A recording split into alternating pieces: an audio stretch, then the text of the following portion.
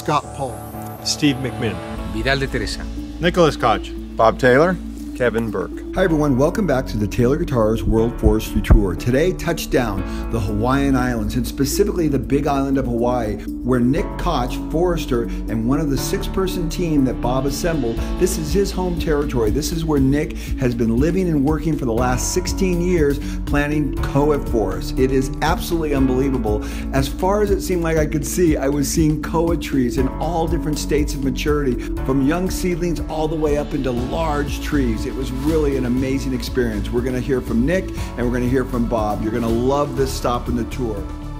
My name is Nicholas Koch and we're in West Hawaii. Today we're visiting a forest. We're going to be working on a koa project in the coming year. So this morning we came up this road here, which was very steep. I came up from the main coastal highway. We drove up on this little piece and we are right here right now. This piece here is a 14,000 acre, around 5,000 hectare forest.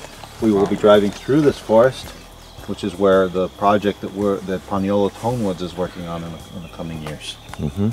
So we're going to transition through native forest, one of the few remaining native forests in South Kona. So this is a kind of a unique ecosystem in South Kona. So we're going to see some nice native forest today.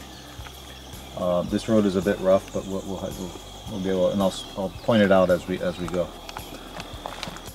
The larger estate, this whole chunk, is a little bit over 20,000 acres, so that's what, 8,000 hectares. The upper portions of which are not forested.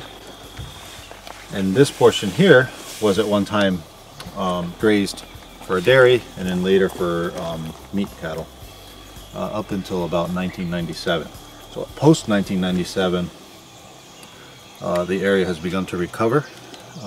However, the effects of past land use remain, and the project is to restore that forest to a better native forest condition than when it is now. What are the elevations here, just in? Okay, so here we are at 2,300 feet and change. We're going to go up to about 3,000 feet, more or less. 3,400 feet approximately is the elevational area that we're going to be working in. What's this up here? Elevation? This is around 5,000, 8,000, and the property goes all the way up to, I think, 12,000. Yeah. And this is just higher than koa grows? There's koa here, it's just very sparse. So forest types. Ohia dominated, koa ohia, ohia and tree ferns. Tree ferns end right around here, and you start getting only koa ohia with a few sandalwood. And up here it's koa and mamane, which is another native pea species. And koa mamane is all throughout here, and then it's only mamane and a few, and ali'i, which is the shrub species up further, and then you get into the alpine there. Okay. So, can you tell us a little bit about the high conservation area? Like, why was that designated high conservation? Okay, so this area, this whole forest is highly invaded by weeds in this zone. Some of the species that can be seen here, Arthrostoма behind me, and there's a lot of strawberry guava in this forest as well. As you move uphill, we call it Malka in Hawaii, you move into cleaner native forest, and the cleanest of the native forest is in this zone. There are not, I've said this earlier, there's not many native forest left in South Kona. Most of it has been either converted to pasture, Kelikakua, housing estates, pasture over here.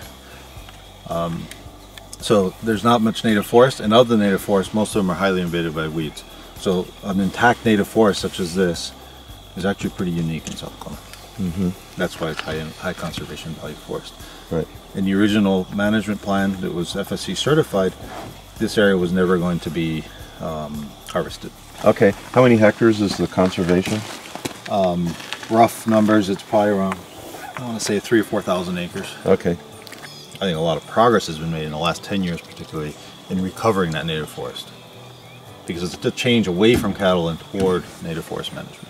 So the project that we're going to do will be taking out dead and dying trees and restoring the forest as we leave and come out of there.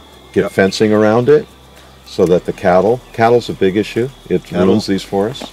Cattle and sheep are your main We have a ranch here. We have a ranch here. This ranch, both of them have cattle that, from time to time, escape into this area. So we need to have a good fence. We have feral sheep roaming the whole mountain. We'll need a fence for that. And we're going to need to do some work to restore, to plant trees and to get them back to where they were before as well. How do you plant the new trees? We prepare the soil. As you can see, the soil here is very hard. So we prepare the soil with an excavator, or at least that's the plan. And seedlings from Maui, from seed here, Maui grown back here in the ground, and then we'll plant the trees. We'll see that this afternoon. How do you do the distribution of the seeds? Do you fill like in plantation of mahogany trees? Do you put in line or? Oh, it'll just be random. We'll see that this afternoon. You'll see exactly what it will look like. Well, or similar to what it will look like.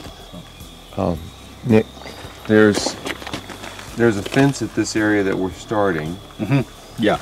But this is one of a series of fences? It's one single fence that we maintain under contract from the landowner. Okay. It surrounds the whole forest. It goes all the way around. I should cut this piece off, but it goes all the way around here. Okay. It runs up on the sides here as well. So that's this fence here, which is a hot wire fence. And you'll see the holes at the bottom are smaller than the holes at the top. That's to keep smaller pigs from going through. So it's intended to be a hog-proof fence, but mainly it keeps cattle and sheep out. And what is the cost to install that fence? Per foot, probably $9 a foot. Yeah. Wow. 9 times. So I think we have a budget of $300,000 to fence the project that we're starting on. Yeah, that's about the numbers we're talking. That's the first expense that we'll go through. Is spend $300,000 on fence. Wow. We must remember that fences don't grow trees. They don't grow a single tree.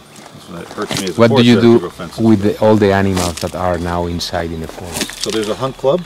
Their cabin is here, and they have a lease on this whole area for hunting, archery. They're an archery hunt club of mainly Hawaiian families that have had it for generations. They will be helping us with the hunting part of this. When they're done and they can't find any more animals, we'll do a sweep. We'll get them out. We'll probably hire professional hunters to finish the job. But we'll work with the hunting club, whatever they want to do. I think we'll find a way to work with them. Are they hunting pigs only? They mainly hunt sheep. They hunt sheep. Yeah, because up at this elevation, sheep is the game animal of choice. There's see. pigs up here, but there's not that many. And here, pigs are more of a hunting, and this is open to the public once a year for a month in November. I think it's in November for public hunting, but not wide open public. They give you a key, the gates we went through, and you're able to come in here and do customary rites. Are the sheep and the pig indigenous here? No. They're The not. pig was brought by the Polynesians. The sheep was brought by Westerners for wool. So it's regular sheep from the New Zealand. What is indigenous here in terms of larger wildlife? Nothing. The goose is about as big as it gets. There were birds, larger birds, but they were eliminated by the Hawaiians. No mammals. The bat Yeah, is the only Ah, the mammal. bat. I see. The Hawaiian hoary bat, endangered, is the only known mammal. So Nick, why are cattle and sheep enemies of restoring a koa forest? So any pea species is highly desirable because it has a lot of nitrogen for an animal to graze. So we have sheep and cattle both really like legumes. And koa being a legume, or mamani being a legume, they'll browse on it. And even non-legumes will get browsed to some extent, or at least trampled upon by the cow. So it's just, you either have animals or you have a forest. You can't really have both in Hawaii. It's really difficult. It's actually impossible to have both. It's a salad bar every day. Yeah. It's every day. The new koas grow up this much, and the cattle come and eat it every day. It's a salad bar, and the trees can't get started. Yeah. Right. And We visited a place on one tour where people had their cabins to stay, so they made a fence to put their horses inside, which meant that it kept the cattle out. It was a square, half acre or something, And inside there, koa trees just growing like crazy, all by themselves. Nobody tried to do anything. They just grew. That's what a fence will grow a forest here. And if we help it along, it'll grow it better and faster. And that's what this whole project's about, is growing the trees faster in an area. Fence it off, keep the animals out, then bring back the forest by actually planting it, rather than just waiting for things to happen. Yeah. All right, well, that's a nutshell of... What about, some people think koa is endangered, but it's not. No, it's... Tell me about that. Koa is very common, but large koa trees are not very common any longer. That's right. And the On koa private land. On private land. There's large trees on state land. And on private lands that are protected under conservation. This is in this forest, by the way, is in a conservation district. That means it's protected from harvesting, except if you go through a defined legal process. I see. So most koa that are left that are of any size are legally protected in one way or another. The ones that were easy are gone. Okay. Legally easy. Do you have koa in all the islands? All the main Hawaiian islands had koa. Can you find koa in other places? Koa is endemic. Out of Hawaii? No, koa is endemic to Hawaii, so it's only found in Hawaii. So the Ohio is more southern. The koa is more. This is north. Is this direction? But south I is this meant the direction. altitude. Forgive me. Like from an altitude standpoint. Ohia occurs everywhere from the ocean all the way up to high elevation. Just who dominates the forest. So he is a very wide-ranging species. We talk about adaptive radiation, where you have species that cover wide varieties. Ohia is everywhere. yeah, We have Ohia here, right? yeah. This. That's an Ohia. The big one right in front of us. That's Ohia. That's Ohia. That's Ohia. This is Ohia right here. This little one. Yes, it is. And is So- that also an acacia? No, No. Ohia is a myrtaceae. It's related to eucalyptus. And it's not really a valuable timber species. People make things out of it, but not on a main. No, it's heavy. It's heavy. Cracks, and you can see the form is not particularly good. And it's an endemic and emblematic native tree, and it grows very slowly, so it doesn't really make sense to cut it and use it too much. Now I'll also point out while we're here, rapid Ohia death. These trees are presenting symptoms. I don't know if they have it, but they're presenting symptoms of rapid Ohia death, which is a fungal disease that has begun to affect Ohia around the island. Those trees. Yeah. That's the symptoms of rapid Ohia death.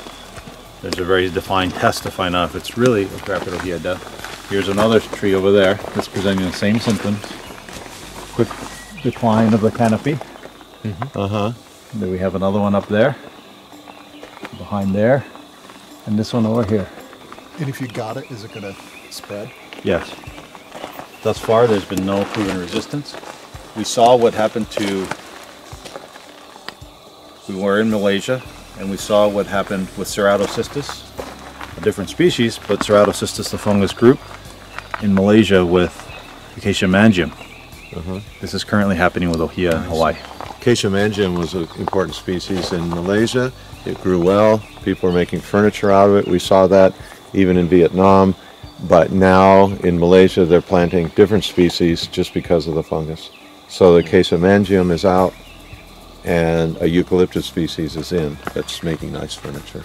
The difference is here, this is the native tree. And so it's The native tree. yes, it's the native tree. It's the most important native tree, and especially culturally into the forest and what this forest wants to be. So Yeah, this What do you do? This is You a can't- forester's nightmare. yeah, it's a forester's nightmare. There's not much to do about it, but this will be very different for Hawaii forest as we go forward. Yeah. We should move along. Let's move along. Amazing thing about this tour, one of my favorite things, is we've gone to places that the public can't go.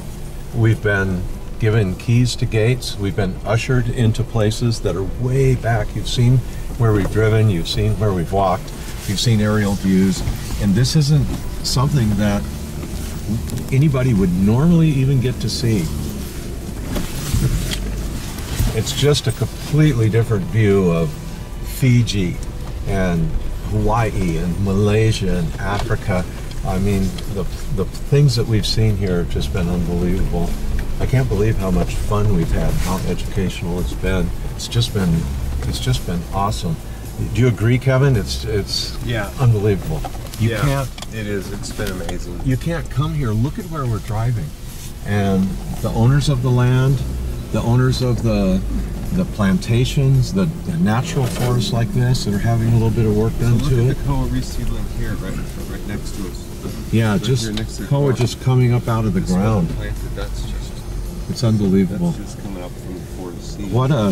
What an honor and privilege it's been to be able to just come to these places. Oh, wow, look at this. We got taken up into villages high in the mountains in Fiji where you have to go through a kava ceremony just to go past the house.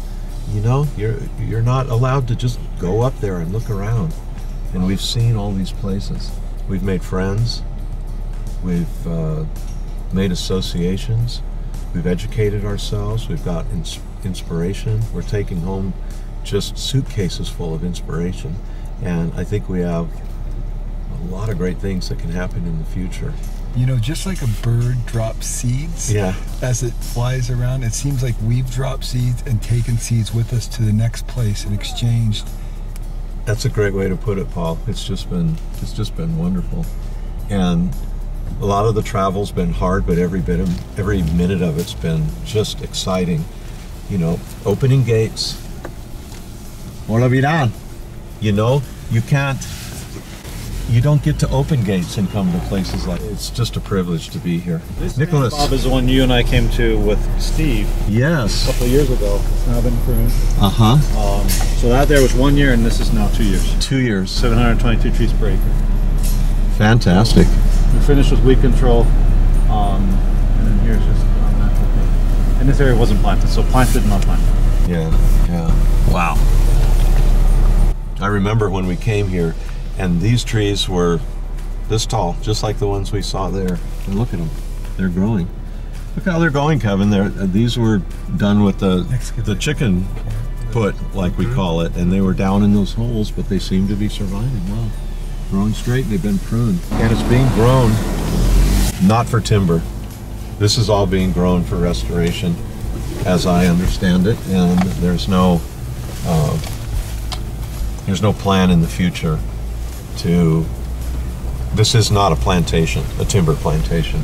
This is just forest restoration. Just beautiful. You know, can you imagine going to Malaysia and going where we went? You can't go there as a tourist. You know. No, you can't.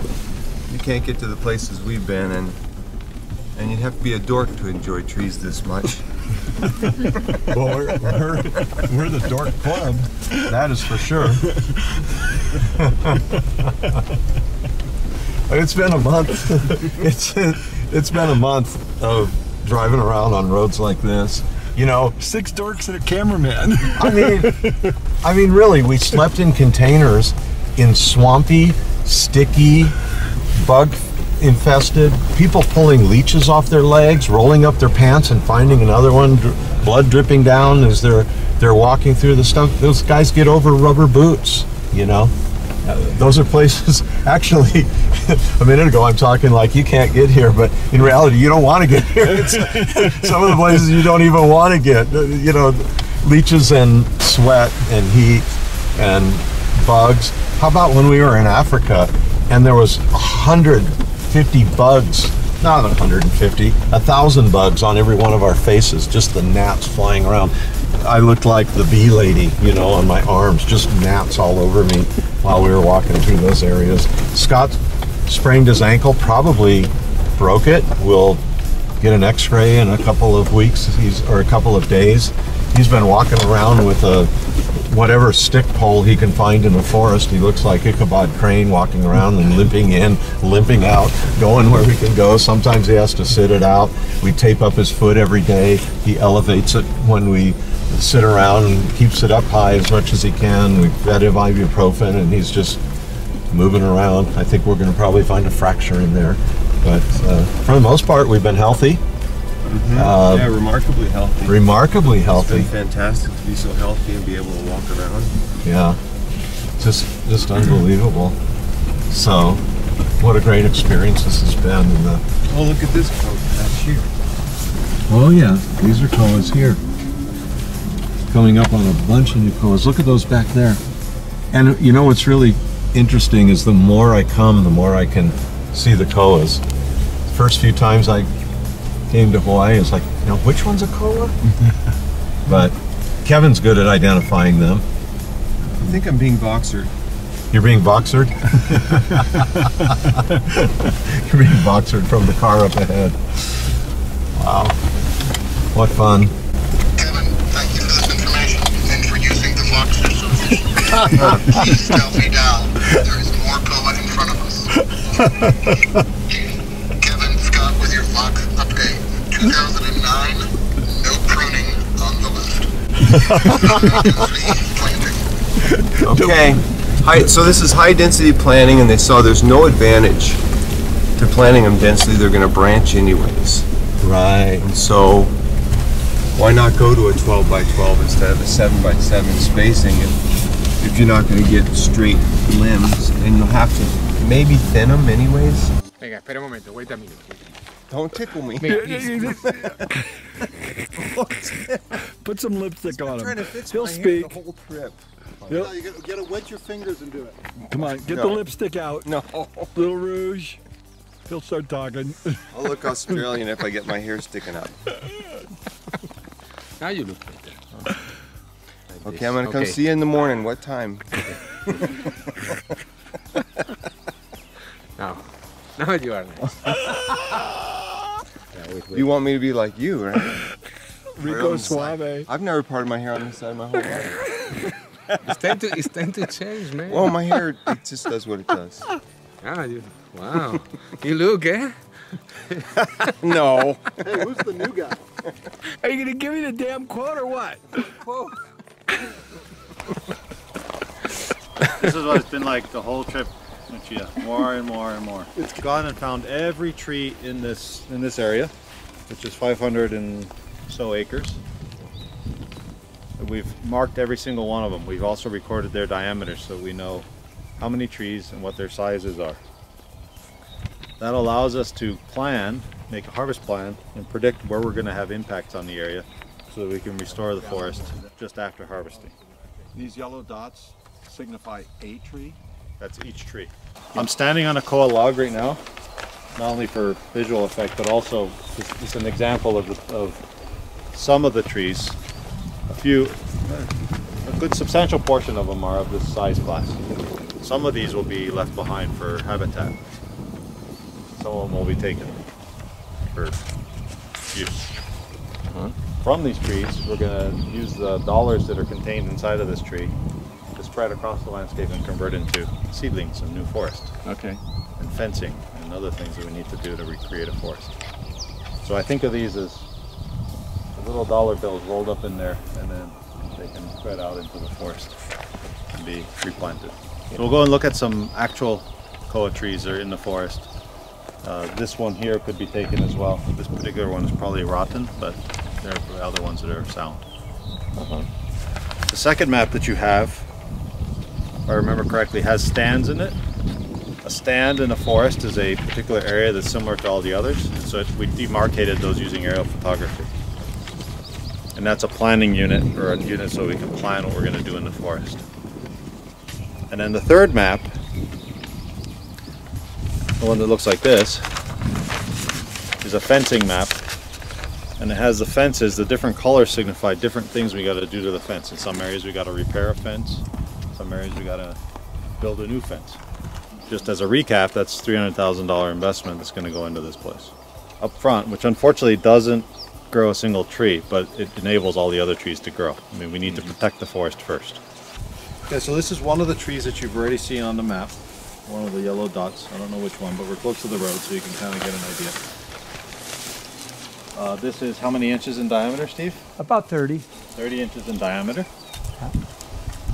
And we don't know its age, but probably 70, maybe 80 years in age.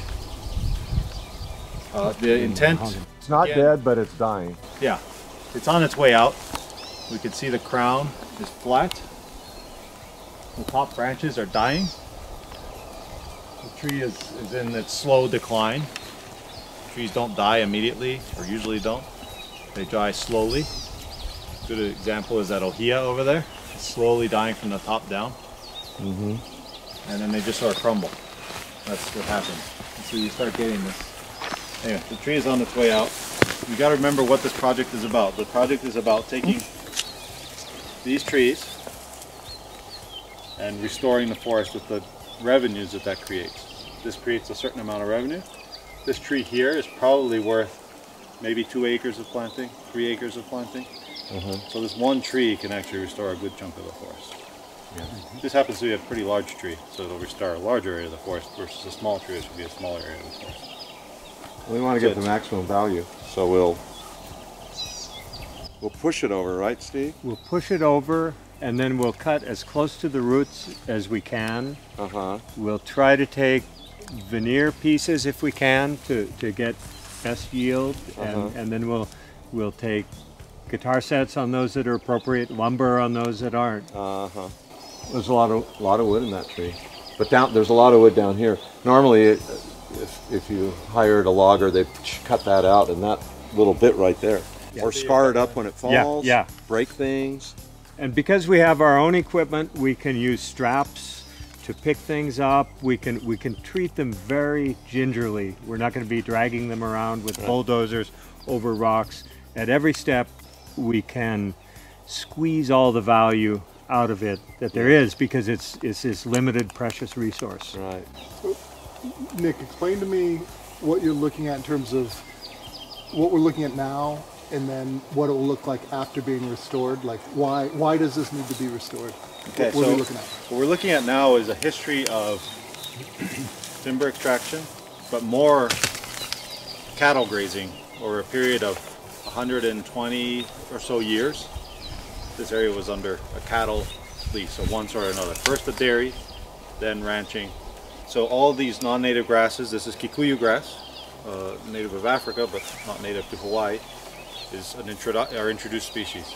So what we're seeing here is a landscape that's been altered from the original native forest and is now a lot more open than a normal native forest would be. So it's normal for this part of Kona. The upper Kona forests are altered in this way because of the cattle grazing over time. So the project is to reverse that trend back into native forest, back into, sorry, if you could take it and say, let's reverse the time only goes one way, but in the sense of a forest structure, returning where we were 150 years ago. You can hear all these birds. The majority of those birds, or a good portion of them, are native birds. They need habitat to live in, so that's part of the project as well. Numerically, we've already done a bird survey here. We're in the process of doing a plant or a botanical survey here. These will establish, and then we're going to do an archaeological survey. So those will establish the baseline from which we can actually numerically quantify what the improvements have been. There will be improvements, but it's like, well, okay, that's nice to hear as a concept, but what are they numerically? So you have the concept of restoration, then you have the numbers to back it up as well. Steve was talking about pushing this tree over or uprooting it in one way. There will be a lot of koa. Right in the seed shadow of this tree will be a thick canopy of koa. It'll grow up like a carpet. Yeah, right here. Over there, where there are no koa, it will not. So that's where we got to plant. If we plant, we'll plant around 150 trees per acre. Here, we'll have to thin and reduce the number of trees per acre. How many trees will plant? There's 1,400 acres. Yeah. So what we can say is that the 1,400 acres that we have today, I have no problem saying that will be much better when we are finished with this forest. Yeah. There will be more native trees. There will be less non-native grasses and weeds. The area will be fenced. It will have no grazing animals. All those are positive things for the native forest. yeah, you keep it simple like that. Simple. It is simple, yeah. Yeah. Where it gets complicated is how many trees are we going to plant? Well, that depends on how many of these we find. How much rot, no, not rot, but how much they scale out to be. Right. That's the balance. All this revenue goes into a fund, the fund, which is controlled by the landowner and Paniolo.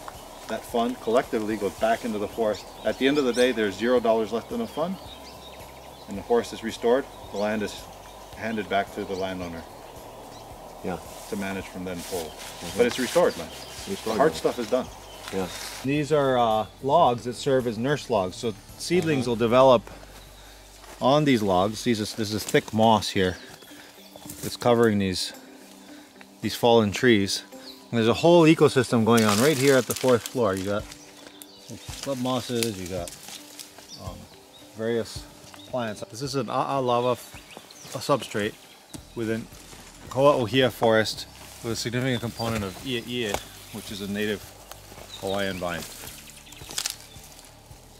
Second thing that happens is we do what we call site preparation. So the soil here, it's soft, but it's been compacted through cattle, and acacias don't like hard rooting conditions. Most trees don't, but acacias in particular are really lazy rooters, let's just call them that. They really don't like hard soil. So in here we have a special tool we brought from New Zealand. It's made by Wilco. We call it the chicken foot, but it's a ripper, a piece with a metal rake in the back. We push the grass to the side. Vidal is sitting on the mattress of grass.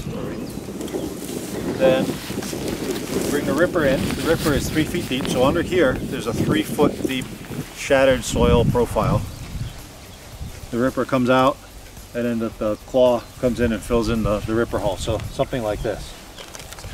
Finger on the excavator goes down. It's one move, or is it like 1 meter deep down? Striking 4 holes a minute. Opens it up. First one pushes the grass away. The second one goes 3 feet down and makes a big disturbed hole.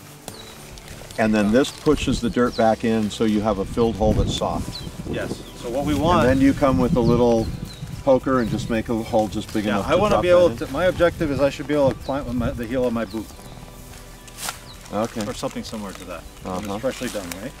Soft. Yeah, you don't want the seedling to work too hard to get the roots around. And when you plant a seedling, does it matter if it's like this one's not plumb, it's leaning? Does it always just straighten itself out and go up? Early on, it's not, you don't want to plant them really leaning. No, but that's it's not. One of the planting checks. We also check them by pulling. This is already rooted in. This one already has a root ball that's probably that big. Really? It's only been in for a month and a half or so. These things grow like a weed. Yeah, it's downhill. We use an excavator here because line machines, a bulldozer or something, wouldn't be effective because we have so much natural forest here.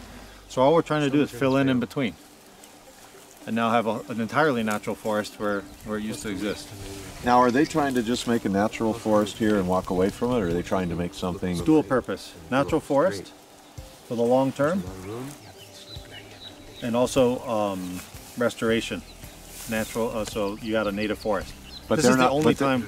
But they're not trying to make a log source, a saw log source. That's a secondary concern. They may work it at some point to keep it cleaned up. Let's just say we're giving the future generation more options than we have right now. Right, right. Good, well put. Exactly. We continue our World Forestry Tour with a stop in Hawaii. We're on the Big Island here. We have a company that's a partnership of Taylor Guitars and Pacific Rim Tonewoods. Steve McMinn, the owner of Pacific Rim Tonewoods, is on this trip with us. He's been on it since the beginning. Here we seek to do some restoration work. We've been able to find ways to work with property owners and be able to help by pulling some of the value out of the trees that are dead and dying, help to do a lot of restoration of the forest. We've been working for a couple of years here. We've been able to supply our COA needs, and we've been able to walk out the back door of some of these forests with things being left in way better condition than they started. There's planting going on. We've got progeny trials, which is really just finding families of koa trees that grow well in certain places where they might not grow well in others. Lots of testing. We're not the first people to do any of this, but we're coming in here and getting involved and trying to bring people together as much as we can, work in the islands to ensure that we've got koa in the future and ensure that these forests get better and better each year instead of worse and worse. There's some plantations going on the islands that are very, very interesting. We still believe in farming the wood. We think that that's going to be a fantastic way to get wood in the future.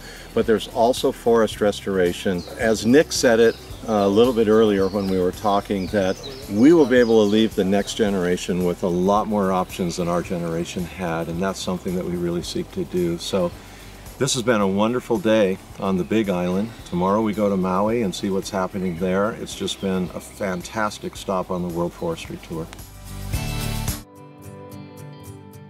Wasn't that fantastic? Nick did a great job. We learned so much about forestry on this stop, and I was frankly shocked at what I saw. Tomorrow, Maui, we're going to travel over there and we're going to see how sustainable forestry is being practiced on that island from other experts. You're going to love what you're going to see. Stay tuned for the next episode of Taylor Guitar's World Forestry Tour.